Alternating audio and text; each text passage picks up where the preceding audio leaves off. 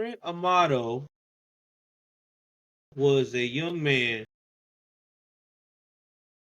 who was actually in a point of his life that he was battling depression and trying to figure out his purpose.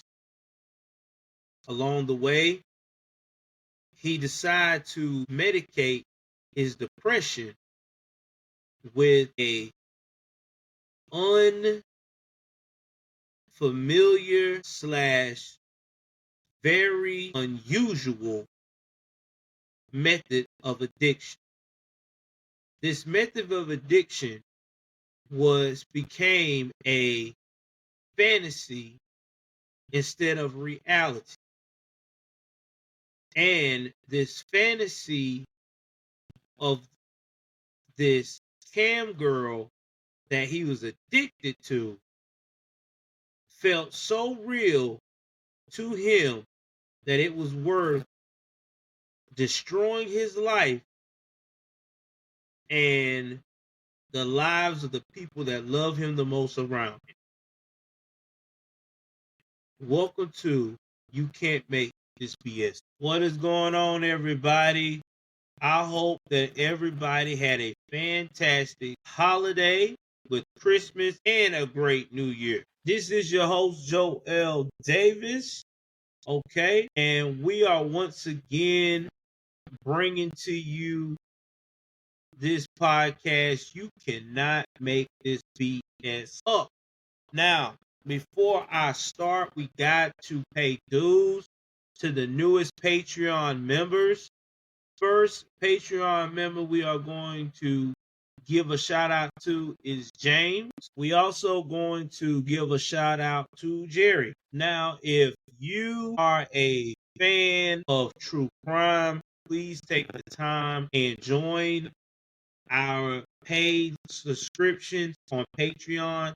There will be videos and episodes that I will put on there talking about not only just true crime with murder, but we're talking about things about old school gangsters, old school Hollywood murders, everything you can think of to really pique your interest. And not only will that be on the subscription side of that, we got different content that we'll be putting on the subscription side of Apple and Spotify. So please, guys, support the podcast by doing so. Also, please leave comments. I gotta tell you, these comments helps us out tremendously. I will respond to them. I don't mind responding to them. And also, too, take the time to rate us. And please give us a 5-star rate. Anything less, I will not be suggested in any of the lineup for people that like to listen to true crime or new to the true crime genre. Now, after getting all of that out, please keep in mind that we are no longer doing seasons. We're going to do straight episodes. So that way you get a variety of something new every week.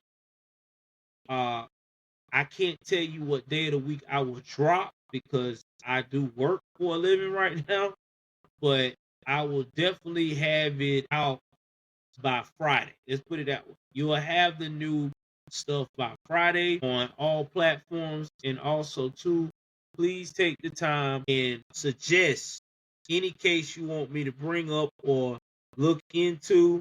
It could be a local case in your area or whatever have you that you want some traction on. Just drop it in my email. My email will always be in the description. All right, guys, we have done all of that and said everything we need to say. It is time for us now to really talk about this situation here. So let me get my notes up here. So, Grant Amato was born on May 20th, 1989. Now, I am about to show you a picture of Grant quick. Give me 1 second. Let me bring that up. Get up. Y'all having a little technical difficulty. Y'all bear with me. All right. So I'm trying to make sure that you guys can hear me. So far, so good. Sorry about that. So let's continue with the story. Sorry for the delay there. I had to get some things pretty much straight. Now, as I was saying, Grant Amato was born on May 20th, 1989 in Chilado, Florida. And if you look at that, you never think that it said, well, excuse me, Chilada, Florida. All right. He was the youngest son of Chad and Mark, a pharmacist. Now, Chad was a pharmacist and Margaret was an operation manager. Margaret, excuse me, brought a son to the marriage named Jason from her previous marriage. Now, Chad wound up adopting Jason down the road, which is very cool for him to be that way. That's a stand-up guy to me. So the couple went on to have Cody, the middle son, and then they had Grant, the youngest son. Now, Margaret and Chad raised their family in, once again, I'm going to make sure I don't mess this up, Chilada, Florida. Now, it's like a small rural town in the Seminole County of Florida. Now, it's about 30 to 25 minutes outside of Orlando. Now, the family dynamic was outstanding. Chad and Margaret both liked the way they were able to maintain stable, very well paying jobs. They could provide a great life for their children so their children can pursue their own passions and hobbies outside of work. Now, Margaret, being known as a very gentle and sweet lady, her hobby was horses. And she had one horse that she absolutely adored named Lady. Now, Lady used to be a former racehorse that Margaret adopted sometime in the late 2000s. And she had been boarding Lady at the Miracle Lane stable, which is not that far from her home. Now, people that really knew Margaret intimately, that her relationship with Lady, who was a very stubborn horse, was really reflected on how she was committed to the people that she loved and cared for, like her husband and her children. And that type of commitment to those people, to me, again, is admirable. Now, their household was considered very loving and supportive.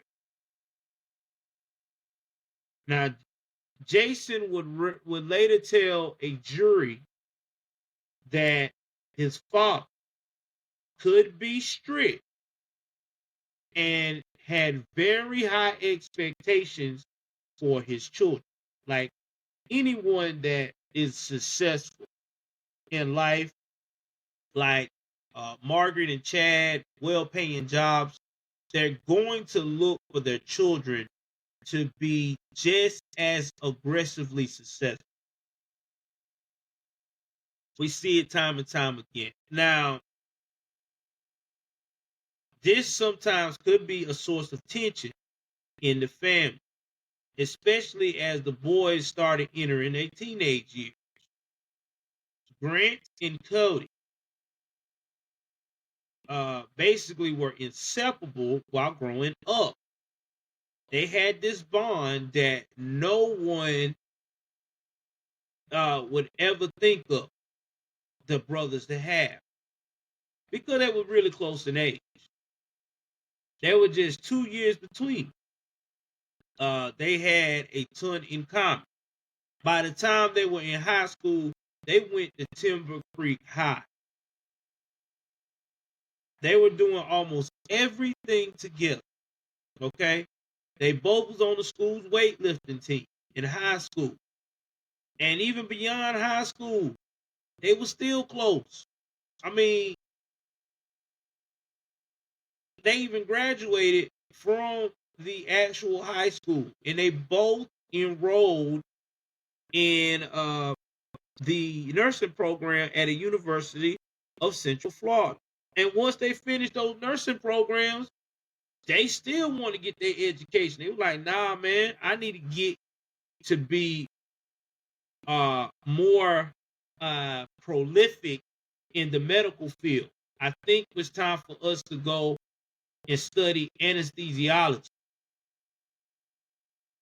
Now, according to Grant, their long-term plan included buying matching BMWs and living in their parents' house together after Chad and Margaret moved to a smaller retirement home in Tennessee that they actually purchased a few years before their deaths. So think about that. I think that's pretty cool that you and you got a close relationship with your siblings, and you're like, yo, we're gonna buy matching BMWs. We're gonna take over the house of mom and dad. You know, we basically gonna be like, I guess, bachelors for a while or whatever, and live it up. You know, right there in mom and dad's house. Sounds pretty good so far, right? You know, in this show, everything just never go to plan, and it always ends bad. But we gonna continue. So while they are committed to each other, it also went both ways on it. Okay, Cody definitely was the more responsible of the two, and usually got Grant out of a lot of bullshit, and would, like, clean up his mess, solve his problem. Because from the outside, Grant seemed like he was so successful and responsible, and all of that in the bag of chips. But things really started to come out on my man in the mid 2000s. And responsible and all of that they were showing was not really what he was all about. And people starting to see it. So I want to say that would be around the 2010s. Because, see, Grant was kicked out of graduate nursing program. Now, after he was kicked out of his graduate nursing program, he decided to go ahead on and found a nursing job with Advent Health, a large hospital system in Central Florida. And let me rephrase that. When I said graduate nursing program, this is the anesthesiologist part. Now, if you look up anesthesiologist nurses, they make just as much as doctors make. I'm being serious. These are the people that are professionally good at putting you to sleep before you get surgery. So if you ever want to go in that field and you want to make six figures, please believe you got to graduate the nursing program, 4-year bachelor's degree first, and then you can go into the graduate program. And I think it's you got to have at least a master's. So I want to say you got to do an additional 2 years with the anesthesiology. Now, if you want to get a doctorate in it, then you got to do the 4 years, and I think you got to do just like a doctor would do, residency, and I think you may have to take some medical school classes. I'm not sure, but if anybody's a nurse anesthesiologist out there that hears this podcast, please, man, drop in the comments if I'm right or wrong, or what all entitles to getting to that point in life in the medical field. Now, even though he got kicked out of that anesthesiology program and he got a job at Advent Health in Central Florida, This is when he starts getting towards a very bad downward spiral. All right. And this is what's going to start picking off his demise. So he done been there for like 5 years at this point. So he got the job around 2013. So I don't know exactly when, but in hold on, but in let's see here. I want to make sure I'm right. In June the 21st, 2018, staff at Advent Health actually realized that 8 bottles of propofol, I hope I pronounced it right, which is like a powerful sedative that you usually give people before surgery, was missing from their cabinet, where they usually kept it. Now, the empty bottles was found a short time later in 2 rooms that were being overseen by Grant. Now, as far as anybody could tell, the medication hadn't been ordered, and security records show that it was Grant who checked the medication at. Now, here's the thing. I don't know if it was like that back then, what I know now, that most nurses have a program to when they check these type of medications out, it is on some kind of electronic device. So they have to sign on that device too, to show that they got that medicine out. So if that medicine is after they get it out, they also got to document what they used it for afterwards. This is a lot of stuff they got to show, that checks and balances, that it was used properly. Now, it seems like this guy here did not do that. He just took the medicine and ain't been checking it out properly. So, yeah. So, when he was confronted about this whole thing, he swore up and down he wasn't stealing it to sell it, because he thought that that's what they probably thought was happening here. But instead, this is what he told them. This is the quote. He administered the drug to patients who are not being adequately relaxed. So, again, this was not the first time propofol in particular had gone missing under Grant's watch. So because of this, they decided that he had to go. So they terminated his employment. During that confrontation, and what made it worse during the confrontation, Grant made a ton of comments about relating to taking himself out and having suicidal ideation. So they had to call the police, and they had to be taken into custody as like a protective measure. So Advent Health Administrators basically was intent on, or planning, or maybe actually going for pressing charges for the theft of the medication. So now you got Grant, he's unemployed, and now he's waiting to hear if he's going to get faced charges for grand larceny. So he decided to spend a lot of time online. And while he's spending time online, he was not going to ZipRecruiter.com. He wasn't going to Indeed.com. No.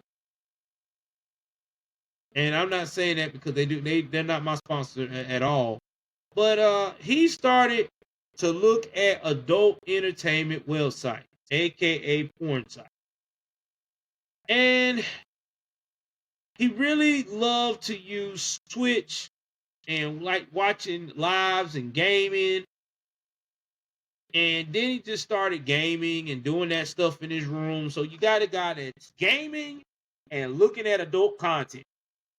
Not looking good there, especially as a guy that is supposed to be career minded. Yeah. Now, he definitely did this so much that he decided to tell his parents, like, you know what, this is gonna be my new career.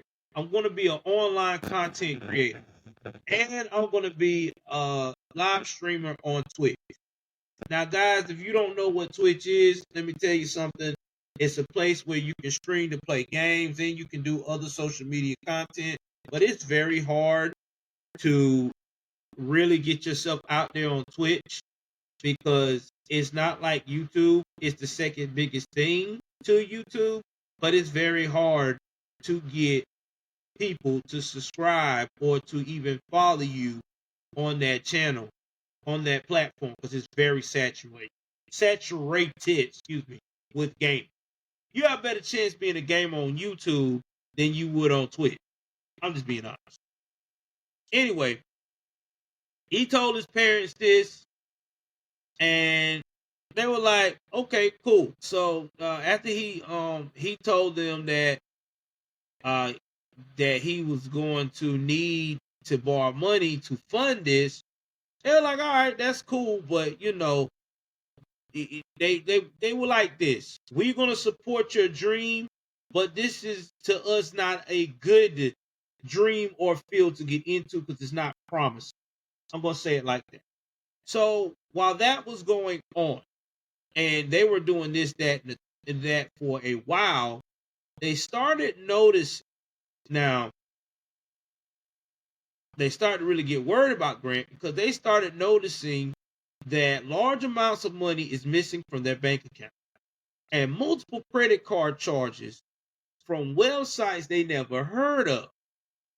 So they started confronting Chad about, Grant about this missing money in these websites. And you know what? He actually spilled the beans and admitted everything about stealing the money. But he said he only used it to promote himself on Twitch. But either way it goes, it still didn't sit well with everybody because they're like, "Yo, man, like you could have asked us, but don't be stealing our money. What are you doing?" Now, Chad and Margaret didn't know that at the same time that he was basically pulling the wool over their eyes. Like he was honest, but he wasn't honest about the purpose of what he was using it for. So he's honest about taking it, but not the purpose. See, the real purpose was he was talking and having private conversations and shows with a cam girl called Sylvia Venislova from Bulgaria. Oh yeah. He was spending a lot of time on Sylvie's website that she was contracting her webcam operation out of. And you would have to buy tokens. And these tokens was used to pay for performances. Now, her performances cost 90 tokens per minute. All right. So that kind of transaction on that site is expensive. Now, I don't really know all the figuring to it because I don't do tokens because I have a token at the house that is definitely a good investment. Shout out to my wife, but Grant was probably Sylvia's most financial and probably her most how can I put this, financially generous customer. And we're talking about this man would purchase 5,000 tokens in a night, averaging about $600. So let that sink in. Boy, oh boy. He was spending about 4 hours every single night on this website. I mean, he was developing an addiction, and it was definitely becoming a huge problem. Yeah, and his addiction to that website got worse and worse. Now, come to find out, this man was so in love with this girl that he started sending Sylvia love notes on the website, clothes for her to put on for their performances. When I say clothes, I'm talking about lingerie. And he was also sending her, this is for educational purposes only, don't ding me on this, sex toy. Which she would model for all the viewers. So he just not just him. I mean, now It's not like this man was spending money on like putting himself through school, or again supposed to be promoting his uh Twitch or online dream of being a influencer. Mm-mm-mm-mm-mm.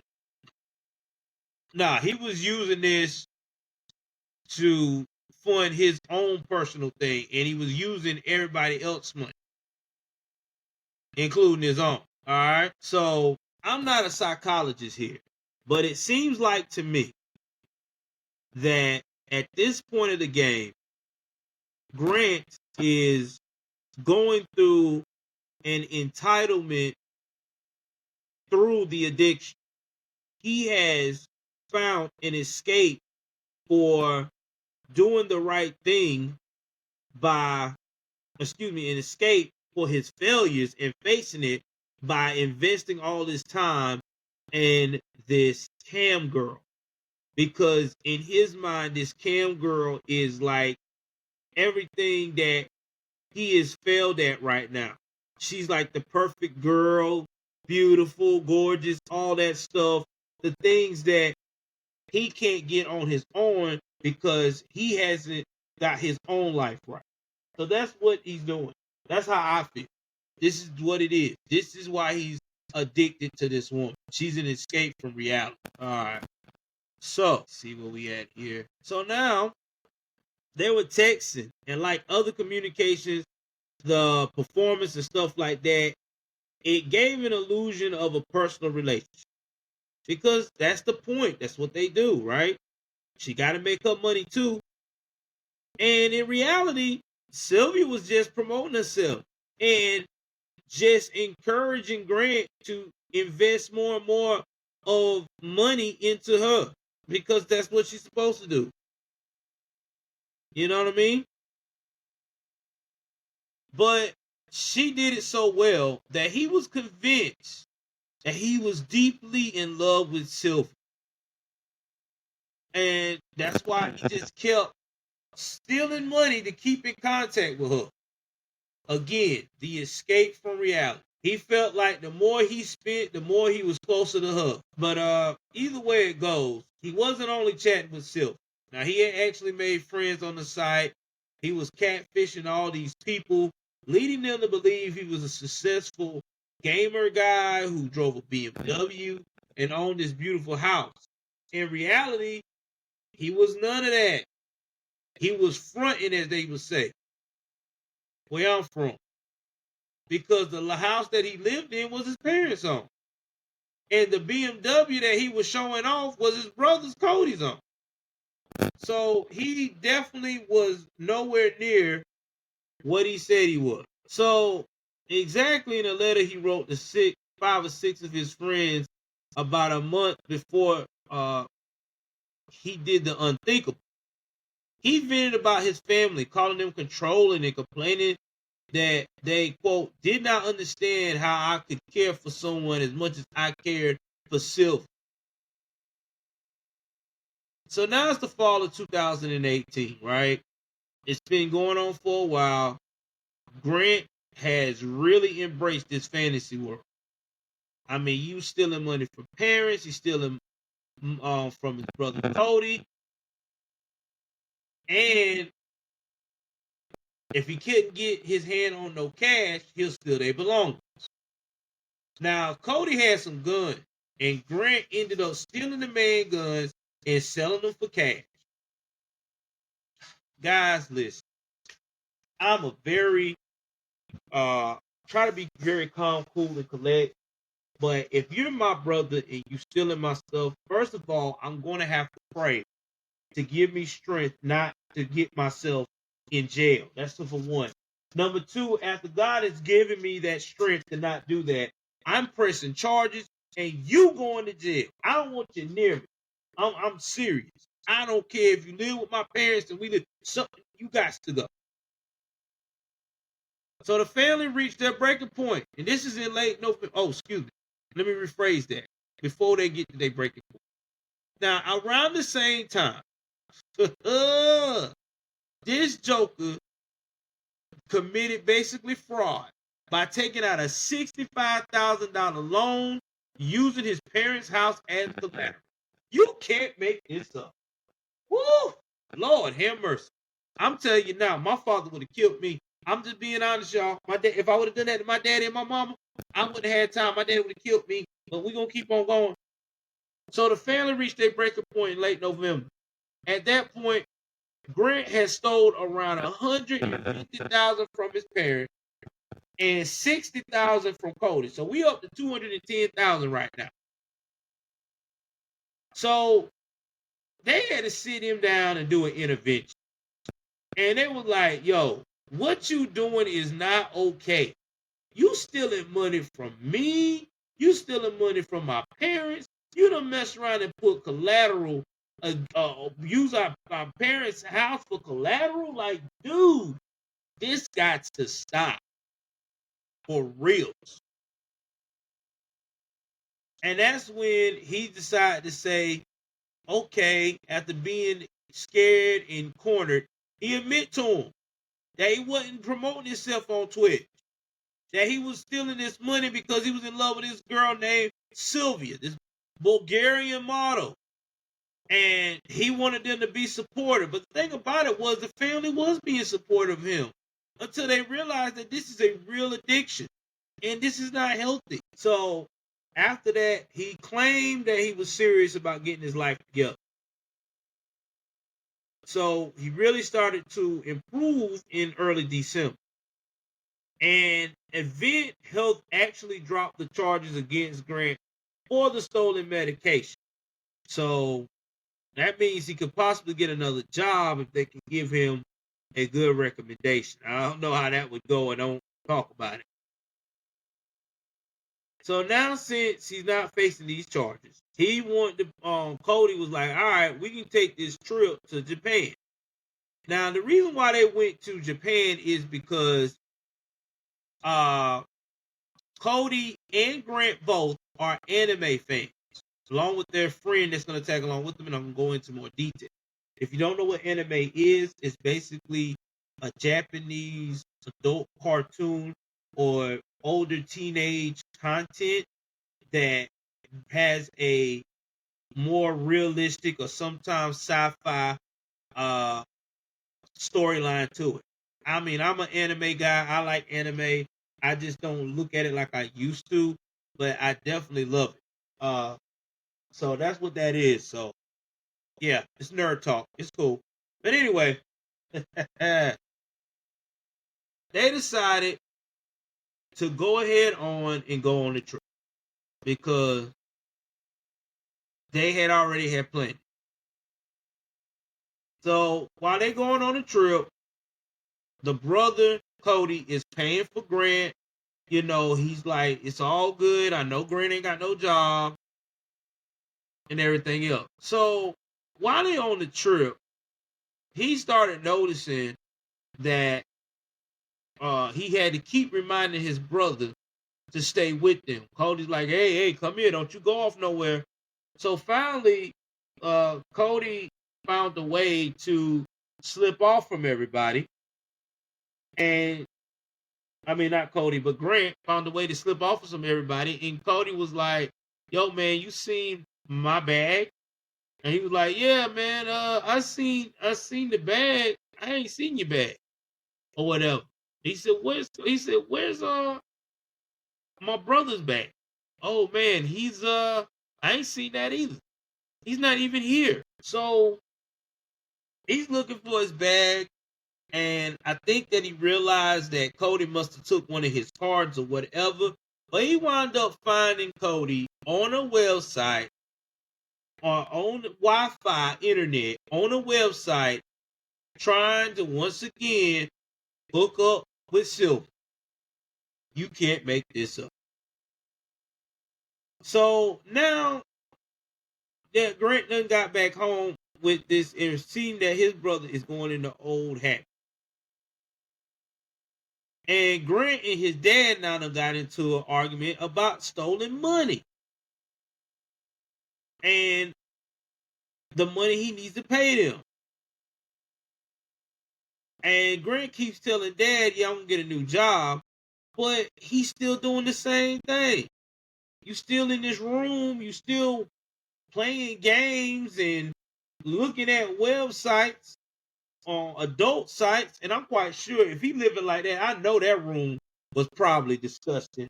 I don't blame his father. I'm like, yo, dude, you gotta do something. So again, you got a man that's like 30 years old, just lounging around, just giving his parents a whole bunch of BS.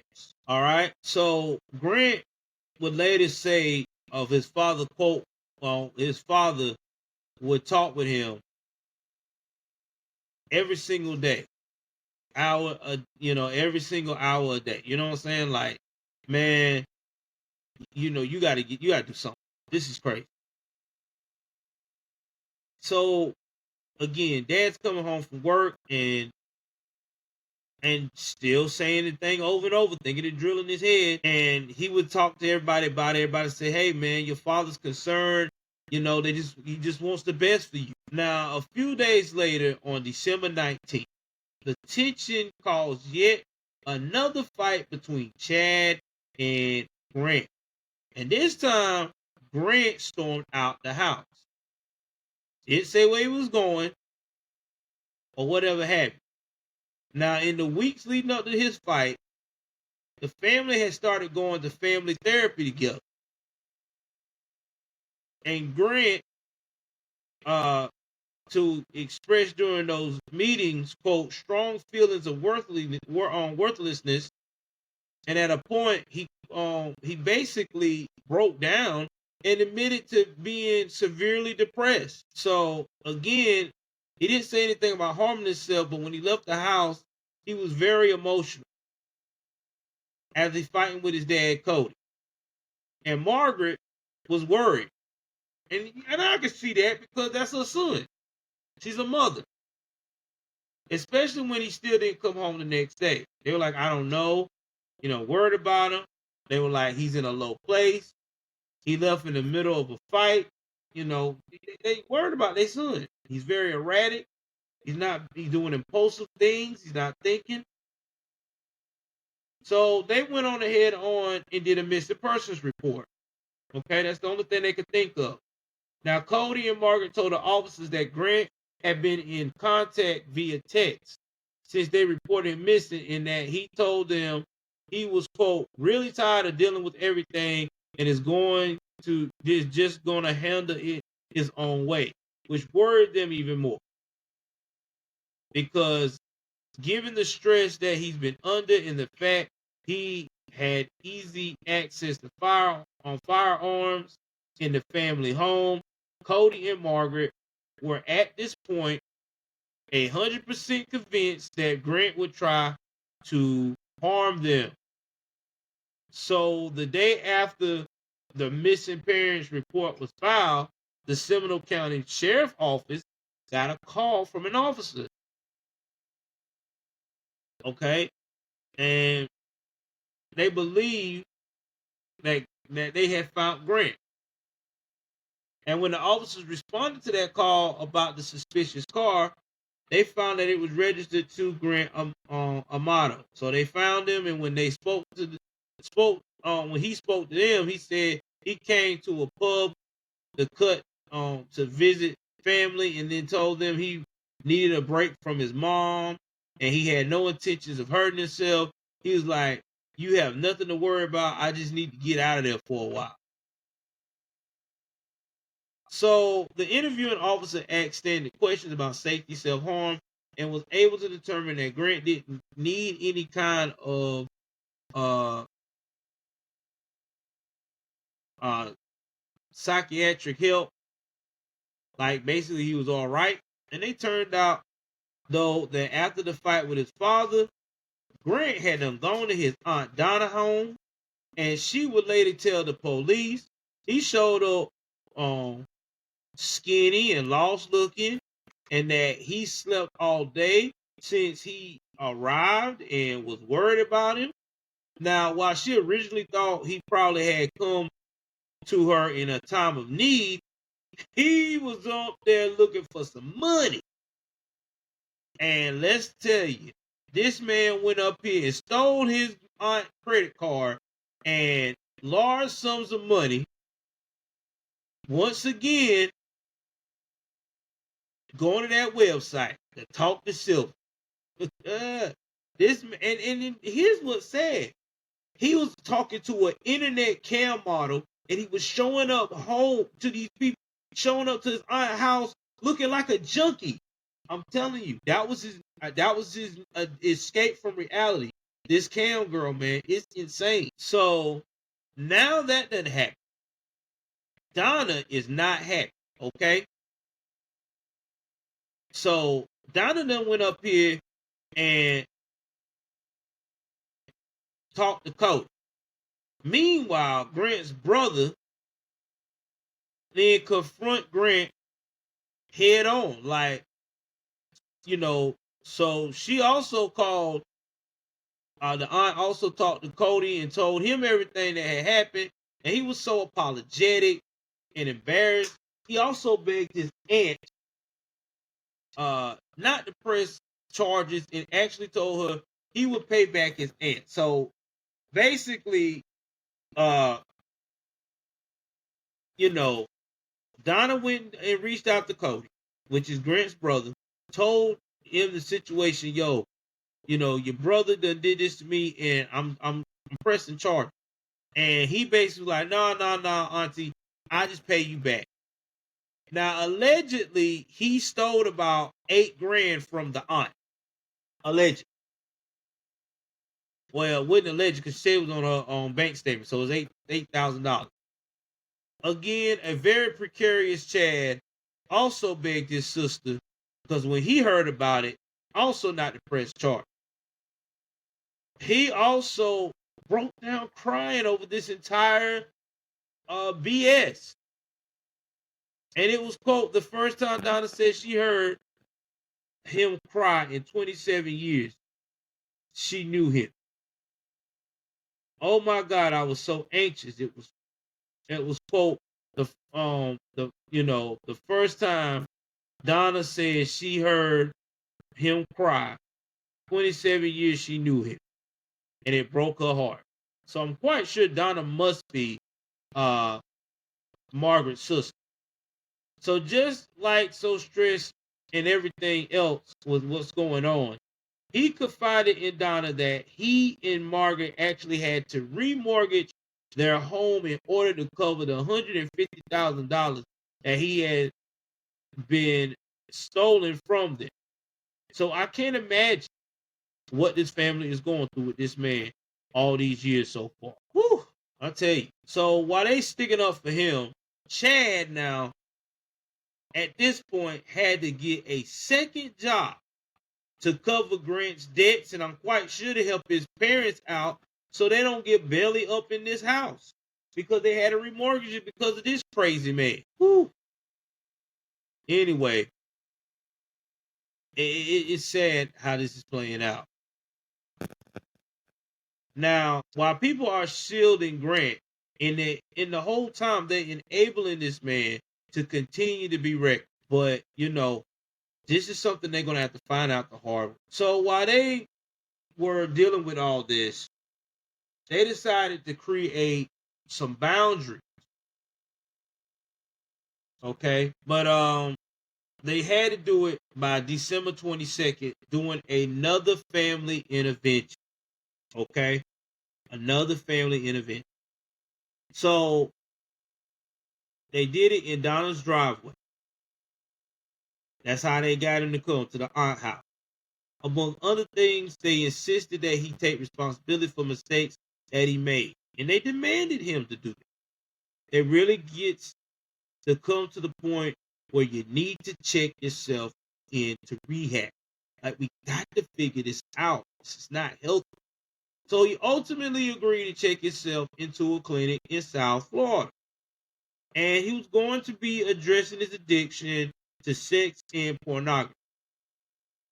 Now, a side note, they had to really search to get a actual facility to specialize in these type of addictions, because every addiction is different. You know, it wasn't like he was addicted to a hardcore drug. He was actually addicted to a hobby that was dangerously causing death and carnage into these people's emotional and mental state. So Brent returned home from rehab on January 5th, 2019. This was less than 2 weeks of this treatment. In addition to more than $200,000 at this point, like I said, he done stole from his parents and brother. Then he racked up several more debts that he had no means of paying, on top of the $10,000 he paid so that he could take the trip to Japan that Cody agreed to cover $8,000 in a proof to help out with his fees, and the $15,000 bill that he was supposed to stay at the Florida rehab, but he didn't even stay there the full time. So he said, quote, when he was on the stand and when he's have trial for what we're about to be talking about soon, he said the following, that he thought that maybe his brother Cody got refunded of that money because he didn't stay the whole time. He wasn't quite sure. I bet he wasn't quite sure. And even if he did got it refunded, you would have stole it from him. It's crazy. So we're gonna go ahead over here. Let me get right over here. So similarly, Chad, the father, had allowed the fraudulent $65,000 on the house to go through uncontested. Okay, that was the first mistake, because he figured this would give Grant a clean slate to start over. But there were going to be changes in expectation if that was going to be the case. But at the same time, it's like maybe if you would let some of this stuff be addressed and put this man to the fire, maybe he would get better. I mean, he is 30. So Grant comes home from rehab early. He did not get that treatment that he should have. The family decided to go to have dinner at California Pizza Kitchen, which is, I love California Pizza Kitchen. I've had it before. It's like a franchise. I think we had it in Brunswick. Man, we had that in Brunswick. California Pizza. Didn't we have that in Brunswick? Oh, that was the other California Pizza. Oh, you didn't? Okay. Well, I know I had the franchise California Pizza, but it's all cool. But it's great. It's definitely a great franchise. So Chad laid out a series of rules and expectations that he had written up for his son. Now it was like 2 pages on yellow legal pad.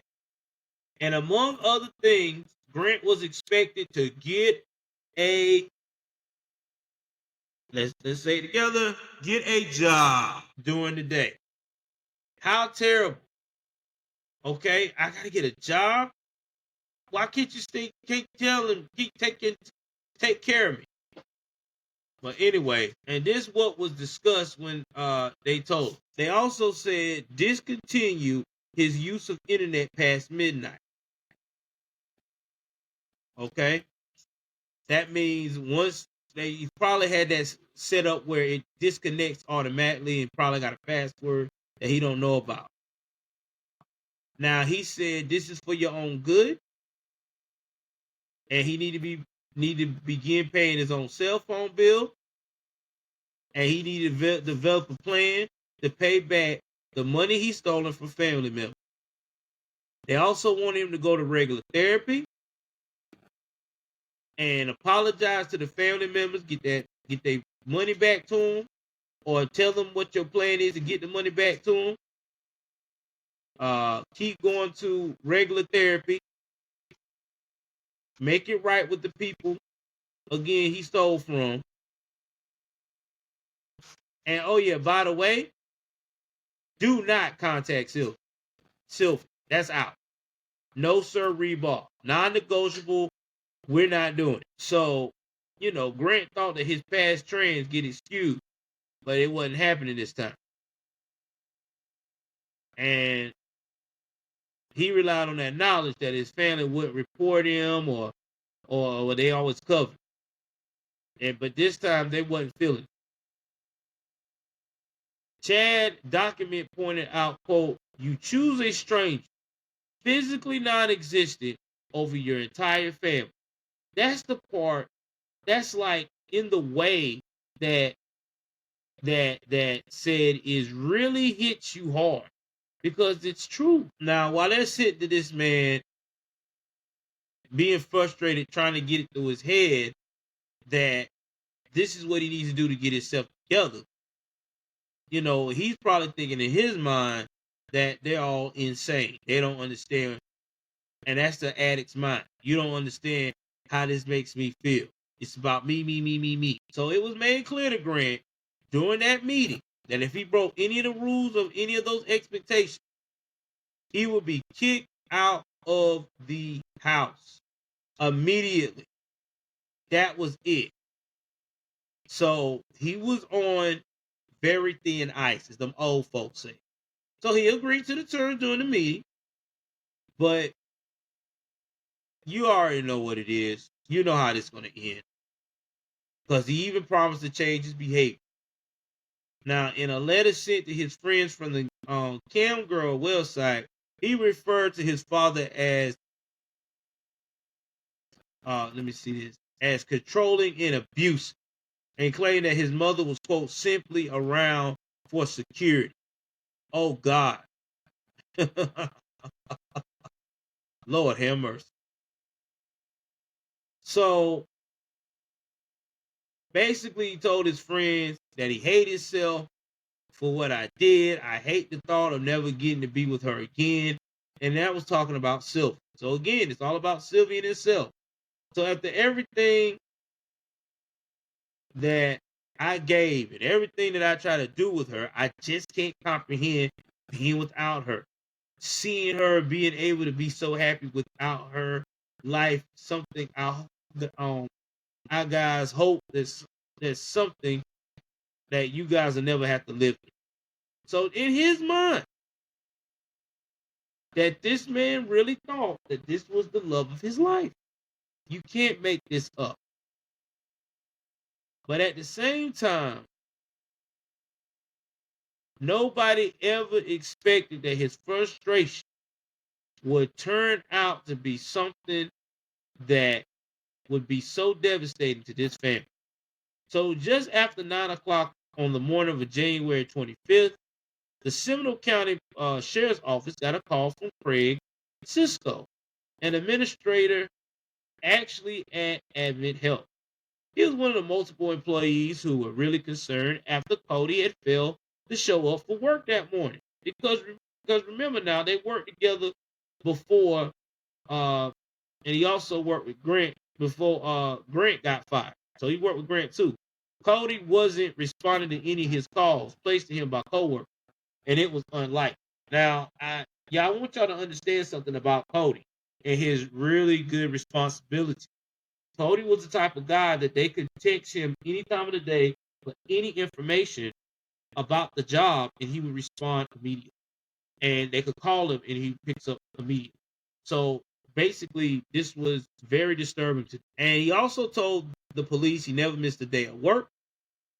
And right now, this was a work day. And because it was so out of character, they wanted a welfare check. So the deputies arrived at the Amato house on Sultan Circle just shortly after taking the call.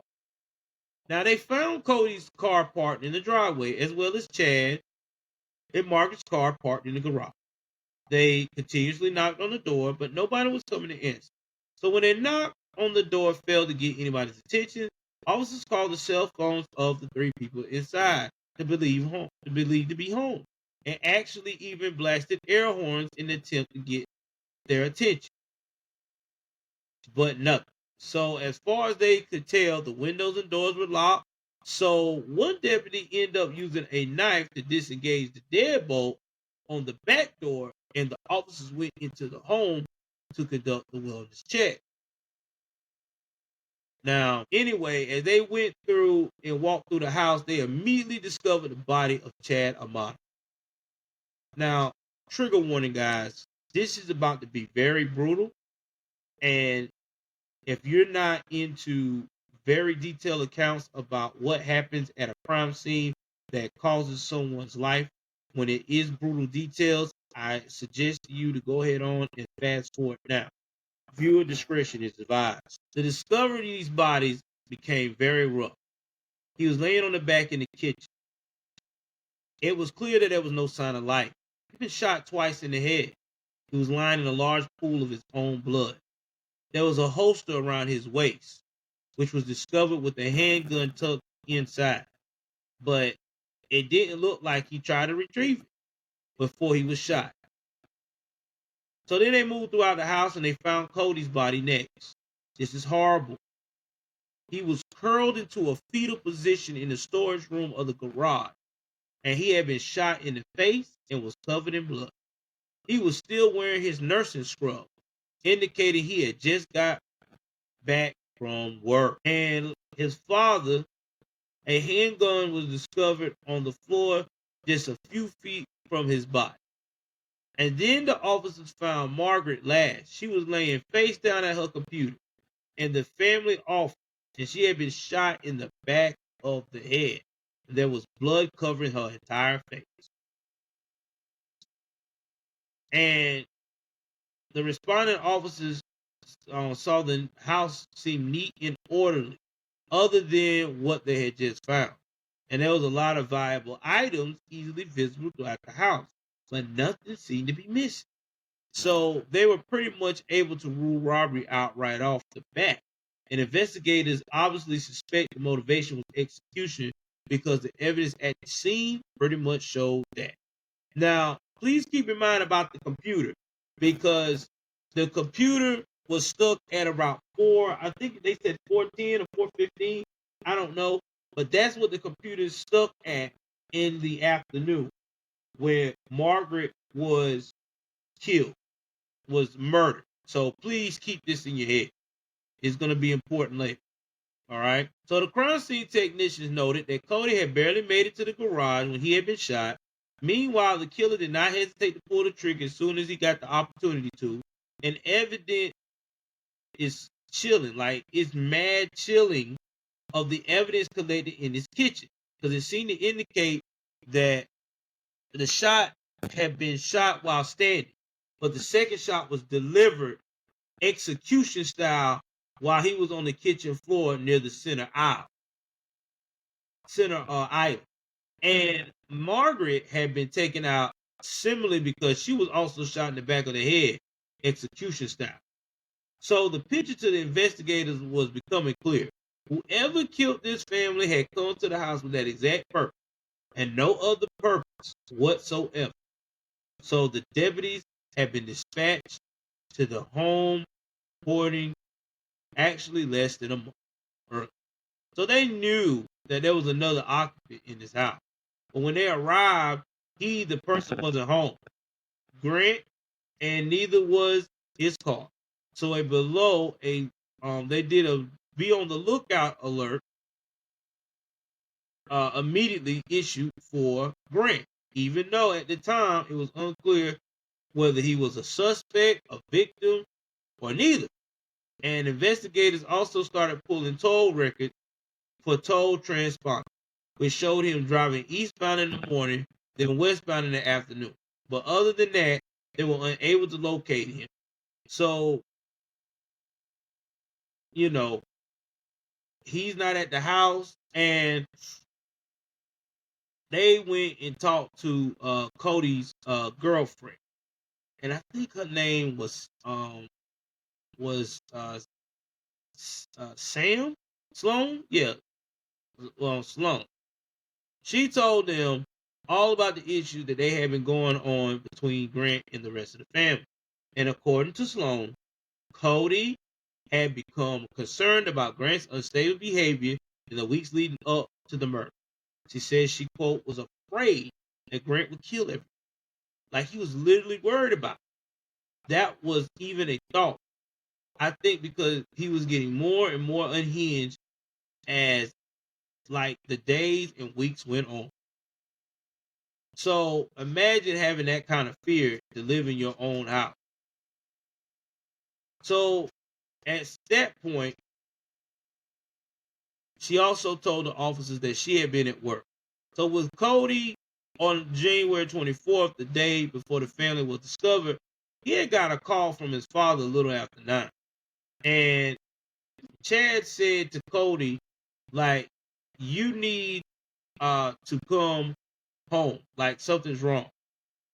And when Sloan asked Cody what was going on, all he said was stupid fucking bullshit, and then he left work. He probably so sick of it. So absolutely, he's gonna leave and everything else. So they said that he leave. Now they also said that that same day, the guy Chris Cisco testified that him being a part of the anesthesiologist nursing team, that they had a procedure that these guys usually work 16-hour days. And doing 16-hour days, you get like maybe almost 8 hours of sleep and you do another 16-hour day. Well, sometimes they get to the point where they don't hardly have anything going on. They'll ask, do anybody want to leave? Now, you guys know people don't want to leave if you got 16-hour days, and a lot of these guys get paid time and a half or double time in that field when they got to go past 16. Got to go do a 16-hour day. They get double time. So people do not want to leave. They will stay because they want that money. So when that happens, they put their name in like a basket, he said, shake it up and pull the name out, or the name or names out. And one of the names got pulled out was Cody. And Cody could have left at any time. I guess he decided to leave, they said, around about 9. So as this is going on, Amato's detective, James Gillian and Lilium Granzoni, spoke with Jason Amato and let him know that the oldest brother had been discovered in the home, or that the body was discovered in the home.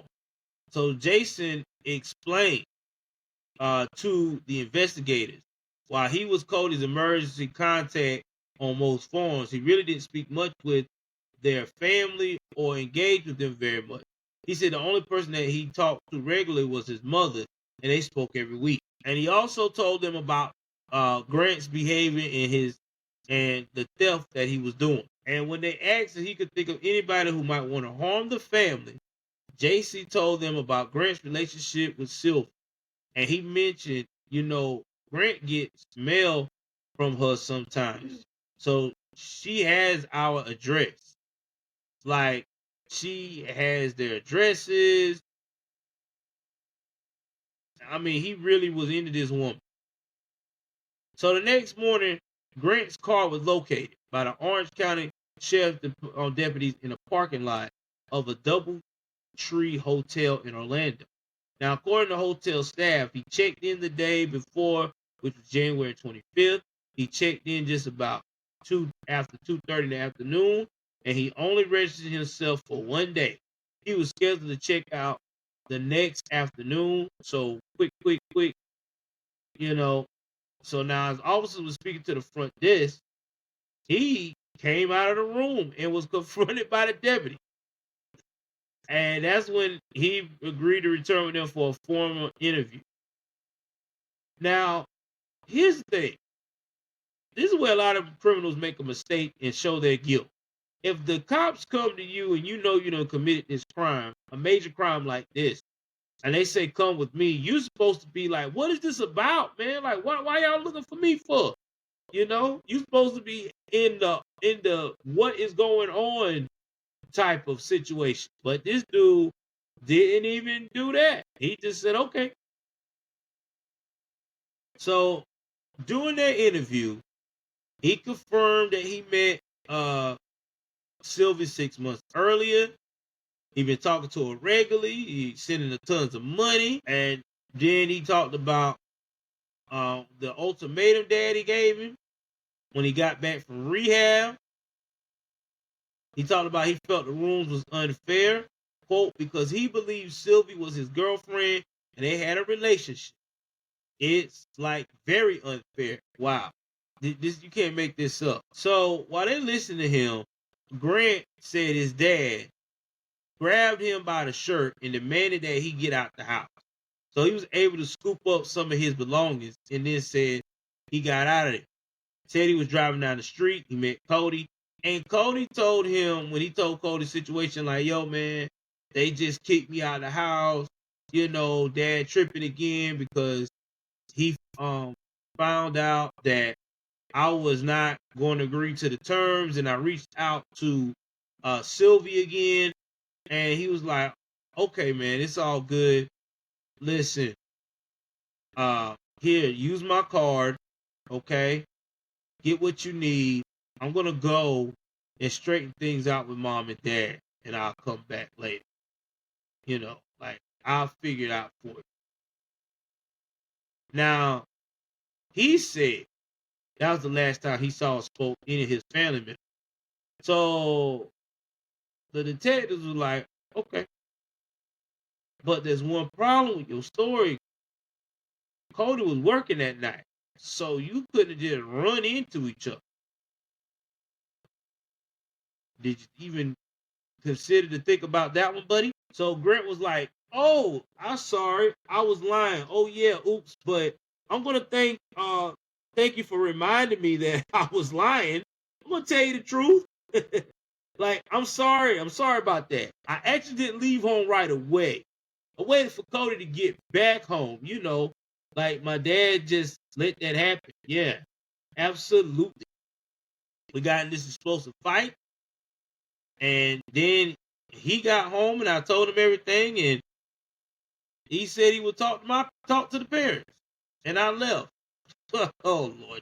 Now again, the cops could see this man is definitely telling a lie. Then he told him it was around midnight that he left, and then he spent the night in his car in the parking lot of a public grocery store. So he then told them that he had every intention to return home the next morning, and he actually started headed that way.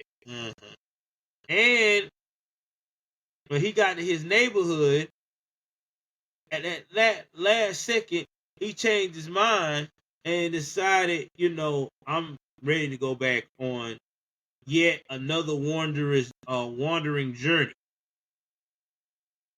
So they was like, okay, you didn't see anything out of the ordinary that morning? Then his response was, yeah. And he was like, nothing at all. But of course the detectives knew that's a wild lie that he was actually told. If he returned to the neighborhood that morning, he would have seen all these police cruisers and news vans parked outside the house. So that's when he busts out and said, oh yeah, I did see the cop cars and the news van, and that's why I left. If you didn't hurt your parents, and you said that you did not the last time you see them, and if I saw cops and a news van and everybody at the residence I stay, I'm jumping out the car like, what is going on? But you know, this is the mind of Grant, who is trying to sell us some bullshit. Anyway, as he told them that, he's like, again, thank you for reminding me. I forgot I saw those things. So the detective was like, you saw all that and you didn't go and investigate. And then that's when Grant said was just like, I don't know. I don't know what to say. You know, he don't have an answer for it.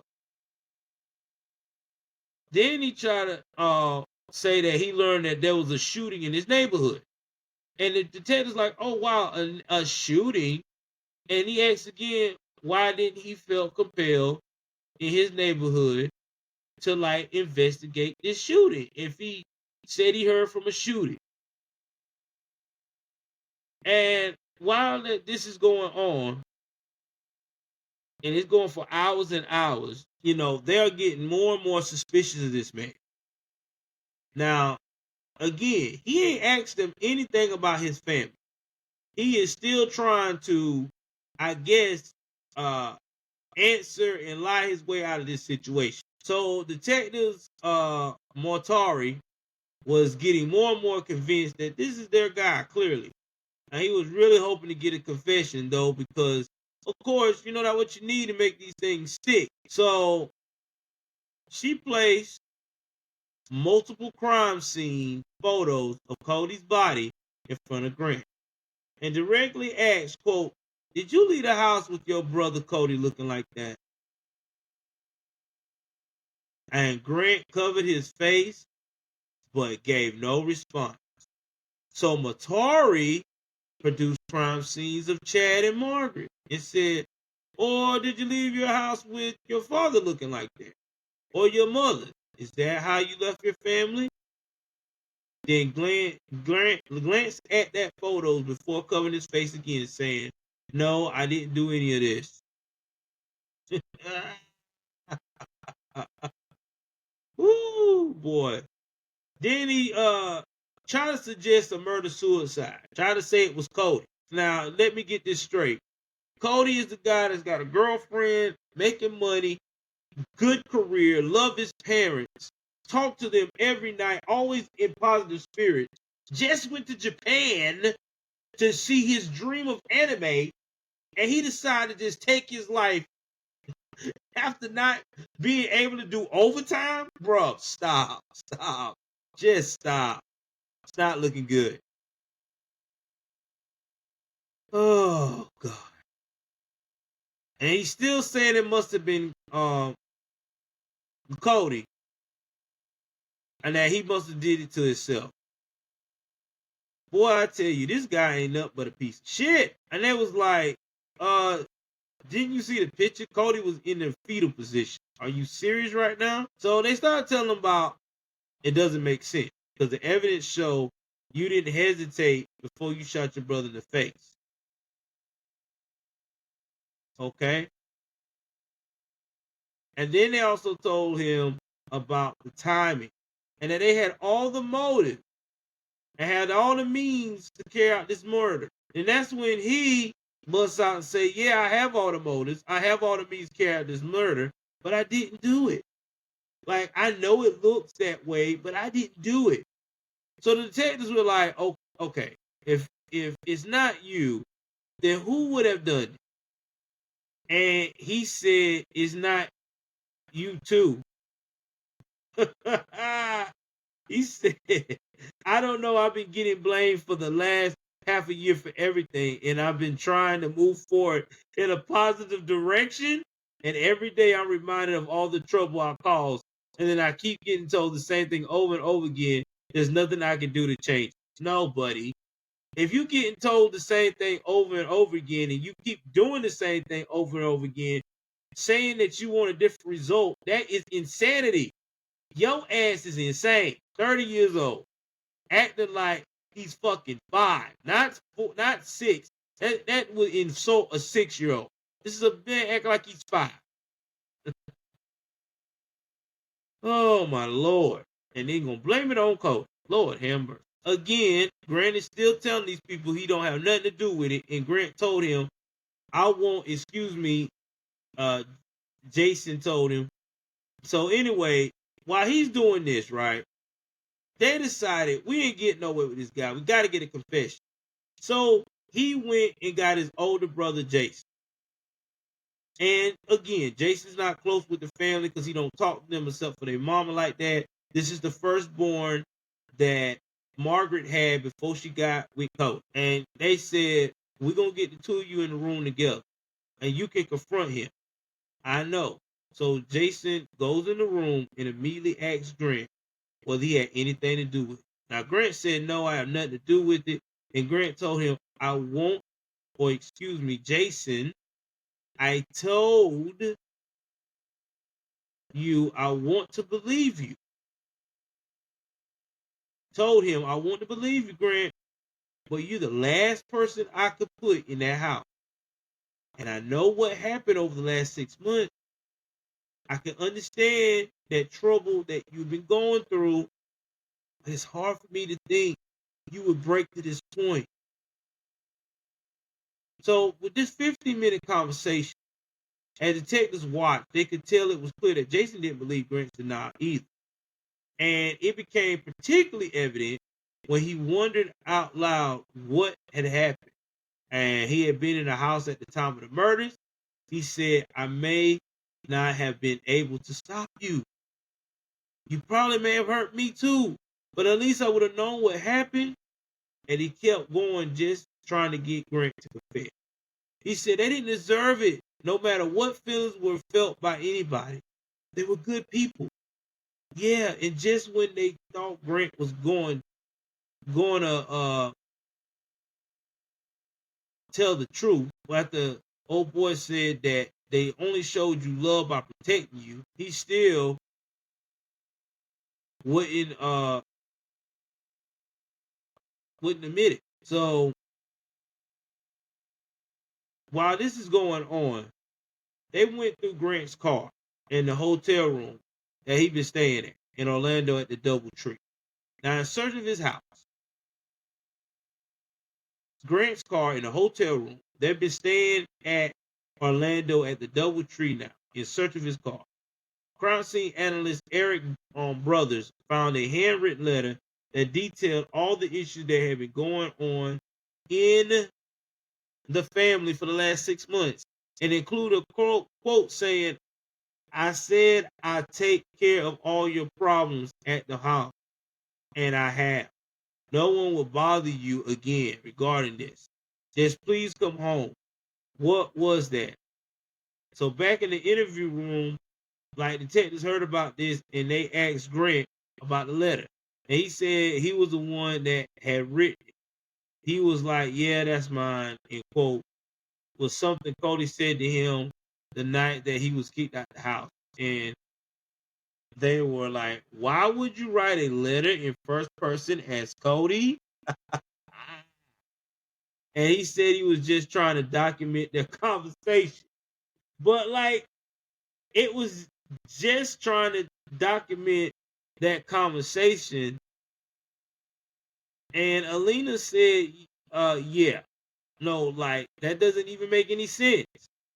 Why would you want to document this man's conversation? So meanwhile, analysts are coming through the evidence at the DoubleTree. Found several credit cards after he murdered his family. He stole their credit card.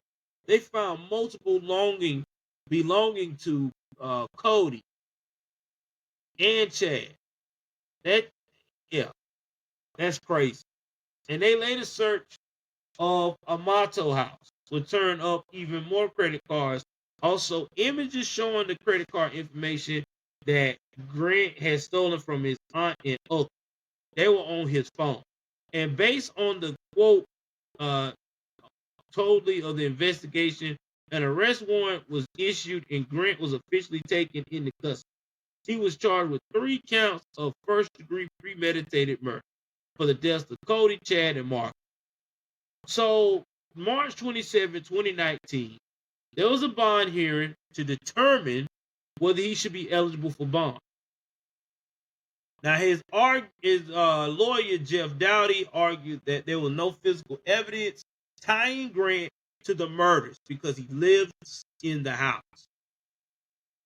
And he should be allowed to be on bond in order to prepare for the trial. But during the hearings, the prosecutor played a 60-minute conversation between Jason and Grant during his initial interview, and that was followed up by testimony from Jason, who was able to detail all the issues that had been going on in the home. And in his closing arguments, the prosecutor, Stuart Stone, said everything points to the defendant in this case and no one else had any issues or problem with the victim. And even though there was a lack of forensic evidence linking Grant to the crime scene, but that's because he lived there. Like, it's hard to say what happened. There's a lack of forensic evidence linking anyone to the crime scene. Exactly. That was the problem here. Okay. So the judge actually denied the request for bond. and Grant was returned back to his cell.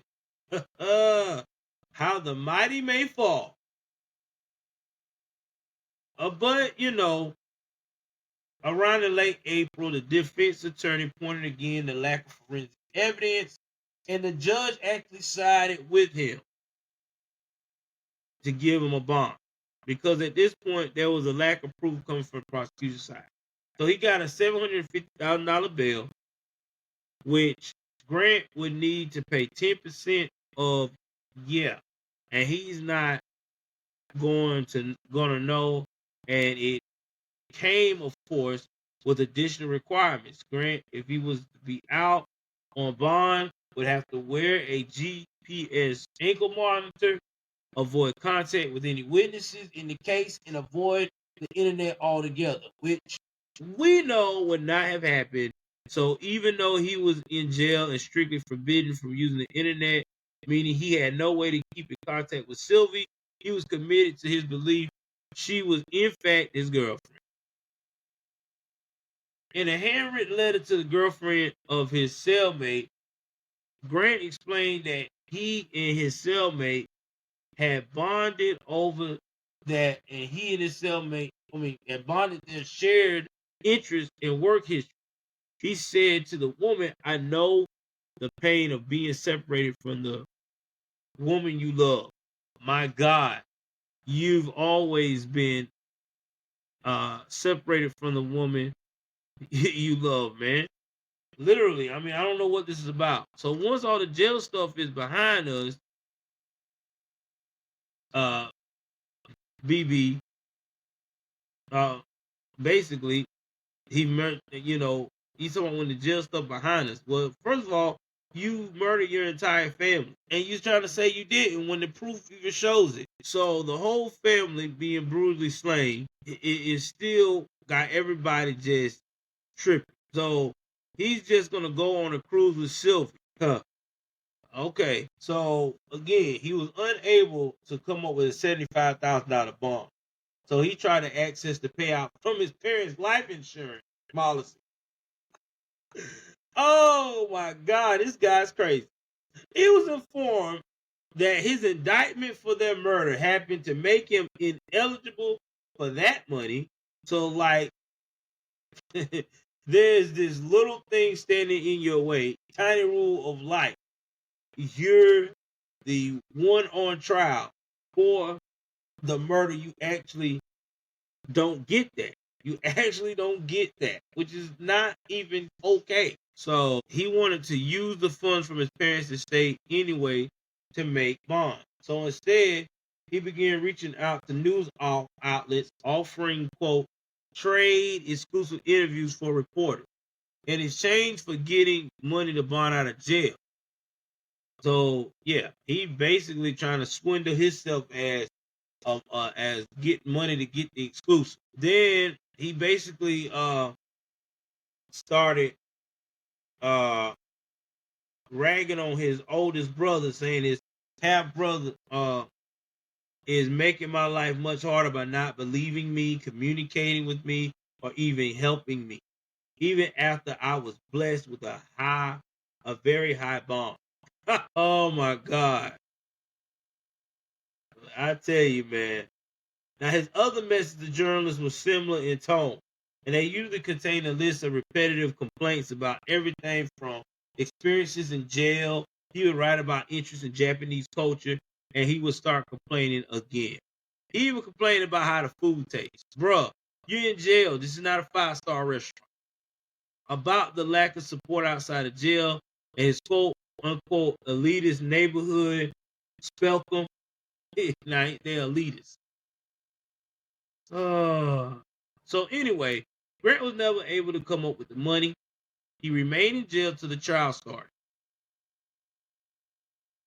So Seminole County investigators continued collecting and analyzing seamlessly every amount of evidence actually coming from the car, from the house. The more prominent evidence included hundreds and hundreds of images and screenshots of Sylvie. There were text conversations between the two, and there were screenshots of the transaction showing proof of his countless purchases. of those tokens that he would use on cam girl. So his trial for the murder of his parents and his brother finally began on July the 15th in Seminole County Court. Stuart Stone was arguing for the prosecution, and again, Jeff Dowdy was leading Grant's defense team. So in an opening statement, Stone laid out the persecution theory that Grant had been faced with the ultimatum of giving up his fantasy relationship with Sylvie or losing support of his family. So he chose to continue the relationship with Sylvie and also choose to murder his parents and brother. Also, thinking that with them out of the way, he would be free to continue on his relationship and live off their money. Lord have mercy. Now the prosecution pointed to the fact that just a few hours after killing his father, Grant logged on a Wi-Fi public and tried to connect with Sylvia just that quick. So he was just basically obsessed. Well, well-known story of Grant's full-blown obsession with Sylvie, his theft of more than at that point $200,000 from his family, and the incredible tense relationship that had developed between him and specifically his father as a result. But the more damning evidence actually came from the murder weapon. It was, I'm trying to talk, y'all. Give me 1 second. Okay, so the weapon, it was a IWI Jericho 941 pistol that belonged to his best friend, Blake Turpin. So Turpin was called to testify and told the jury that he realized the gun was missing from his home after a month or two earlier. He remembered leaving Grant. Okay, let me start from the top here. Blake Turpin. So Turpin was called to testify. He told the jury that he realized his gun was missing from his home about a month or two earlier and remembered leaving Grant in the bedroom. Whether the gun was kept, quote, for about 10 minutes to 2 weeks prior to the killing. So again, now he just stole his homie's gun to murder his entire family, that it would be traced back to his best friend. So he's trying to take out all the network. He don't want no friends, no nothing. Man. So on July the 31st, 2019, after more than 8 hours of deliberation, the jury returned with a guilty verdict. That is right. And it was unanimous on all three charges. Then there was the penalty / sentencing phase of the trial. This took in place on August the 12th. And it was particularly important because actually Grant was potentially facing the death penalty for these murders. But during part of the trial, Jason Amato testified and told the judges, it's so hard to go through the grieving process when there are multiple losses and uncertainty in the future. I'll give him that. Though all this, I'm a proud Amato, and I will rise up smarter and stronger than before. And ultimately, the judge sentenced Grant Amato life in prison without possibility of parole. By Grant's end, wow. So here's the thing. Grant is true because for the rest of his life, he is in a cage. And that's it. He's just threw his whole life away to be in a cage. Now, this is just a sad case. I mean, Jason, of all people, lost his mother, his stepfather who adopted him as a father legally, and he lost a very highly intelligent brother, Cody. And I also feel bad for Cody. Because Cody was really trying to be his brother's keeper, man. Like, he really was trying to show this man, bro, I love you. You know, I do anything for you. And Grant took this man kindness for weakness. And when it comes to the cam girl, last time I checked, she's still camming, still hustling. Like I said, I'm glad that Grant got life in prison. Now he can really do what he want to do best. He want to be an influencer. Maybe he can influence his cellmates and everyone around him not to, how can I put this, steal from him on a daily basis. Because where he at right now, he is a walking target all day, every day. And let's see how tough you are against those guys when you don't get your way. Again, y'all, thanks for hanging out with us on this podcast. Tell me what you think. Again, love you guys. Take care of yourself and each other. Y'all know what it is. I'm out.